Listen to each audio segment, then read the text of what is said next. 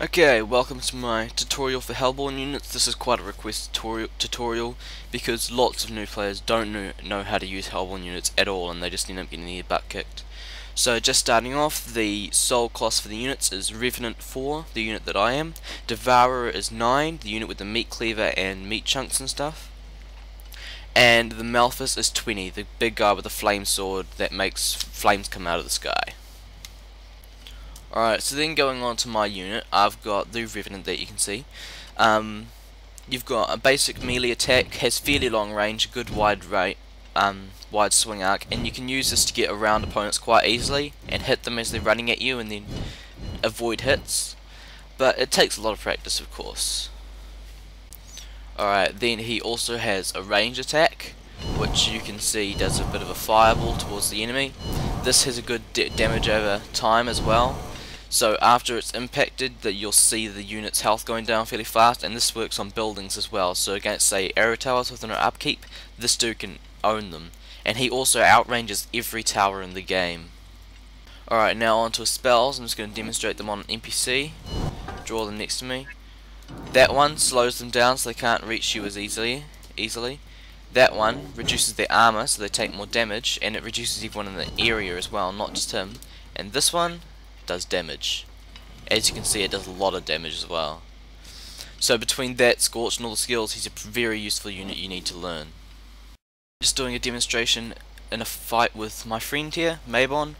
I'm going to dance, he's going to come at me, just as signals. And see, you sort of go off to the side as they charge through. Avoid their hits as much as possible.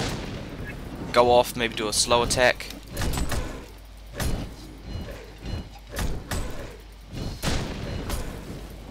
And then for a finish, you often do it when they have higher health than that, but yeah, just a Defile takes them out easily. Okay, this is the Devourer unit. As you can see, he's pretty fat. I'm gonna describe this 5th skill after a fight because you need a body to use it. You just got a meat cleaver, does fairly high damage. You've got a gut launcher, which has 7 shots and it's replenished every time you use skill number 5. It gives, I think, 7 or 8 ammo. Does a fair bit of damage, this gut launcher, and it has a good AoE as well. Alright, demonstrating an AoE. This is just an aura. It does damage slowly to anyone around you. Very effective, but takes a lot of mana. And this is a vomit skill. It goes through block. As you can see, block does nothing towards it. Alright, doing a 1 versus 1 with him now to demonstrate the 5th skill and just general combat. Same deal, you sort of want to go off to the side, use his range as much as you can. Keep in mind that all HellBorne, basically their jump attacks don't do anything. And you really want to use the skills too much because you want to save your mana for skill number 5. Because it eats his body, you get a buff on the right side, it heals you a bit, increases your max health, increases your damage, and here we go again, still lagging from fraps.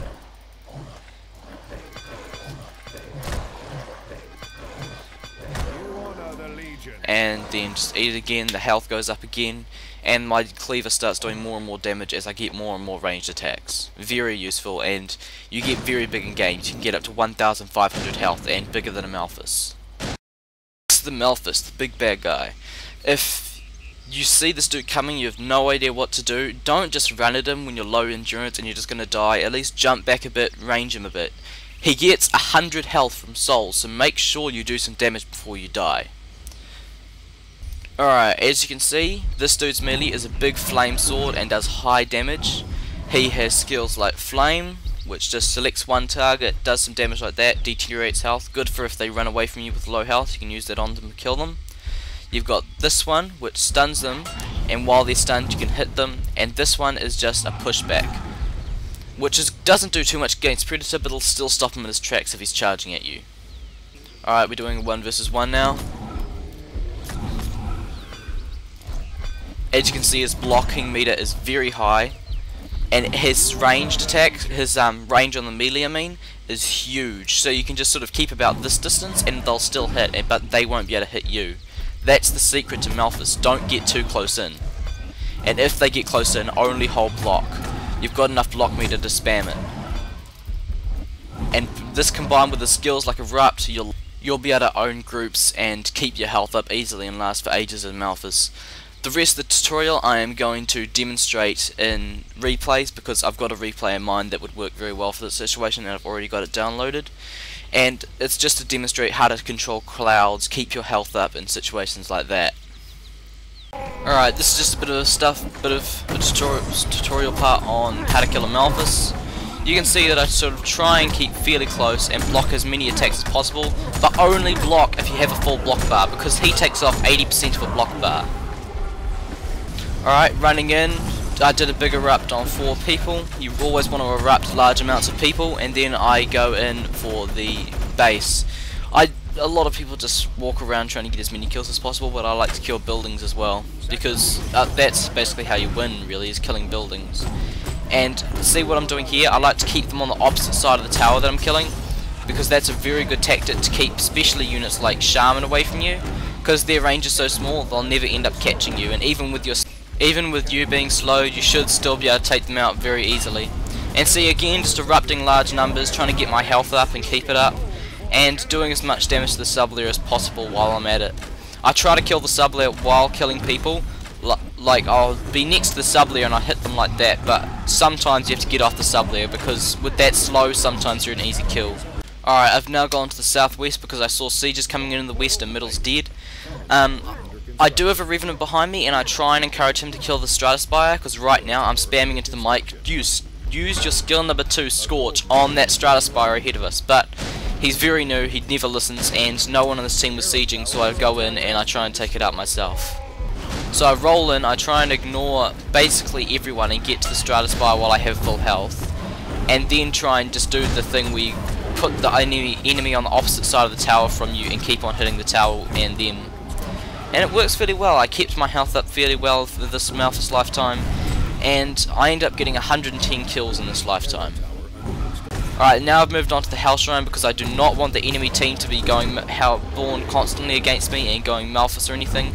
So it's a very high priority for me to kill, but they keep on repairing it, so it takes me about 10 or 20 minutes to kill this Hell Shrine, which annoyed me, but there wasn't much I could do about it without Siege helping me. Alright, now I've fallen back to out of the Stratospire range completely. This is very important to do, and I also just used Flamed on that dude as he ran away from me, and that takes him out when he's low health. Very important to do as well. And it doesn't really matter if you kill steal people, because that's part of being a Malphus. You need the souls, and if they're not a Malphus, then they don't need them nearly as much as you do. And as you can see, I'm just trying to hit the Behemoth and the Shaman at the same time without taking damage, but I did end up taking quite a bit of damage in that bit there. The Shaman got... As you can see, they keep going Behemoth. Just remember to keep at max Malphus range when you're hitting a Behemoth, because they can't hit you that far, and then you don't have to worry about dodging or running away when you're Malphus against Behemoths. As you can see, while I'm still low health, I'm trying to avoid that Stratospire a bit till I get my health up, and that Shadow player with a Shield of Wisdom, I definitely wanted to erupt him, because if you can't Tephra Wave a Shaman with Mana Shield on, you definitely want to erupt them, otherwise they're going to do heaps of damage to you. And as for some other units, you sort of want to follow with the Malphus with the Devourer, and support and just eat as many bodies as possible and keep on just killing buildings and stuff. And Revenant supports the Malphus more by shooting people's low health, slowing them, debuffing them, that sort of thing, when you want to be a good Revenant and help your team out. So Malphus is really the big bad melee who does basically all the killing. Well, he's meant to do all the killing. And he does that really well. He can take out buildings and players at the same time, like I'm doing at the moment, very effectively. And as you can see, the Stratospire is damaged now, and I've noticed that too, so I'm thinking about how I can feed up to full health and stamina to get over there and kill it. As you can see, they're trying a tactic of pure static discharge again. It worked fairly well, but it didn't really get them that far. And I did walk into their sacrifice. That was one of the biggest mistakes I made in this Malphus lifetime. But I managed to recover from it with my eruption and got my health back from the sacrifice. Alright, I might cut out my tutorial here. I hope you learnt some useful things, and remember to not feed the Malphuses. If you think you're not going to be able to do 100 damage before you die, don't try and fight them. Just jump backwards, range them. That doesn't sound... I know people will tell you not to, but that is really a good way to take out the Malphs if you don't know what you're doing.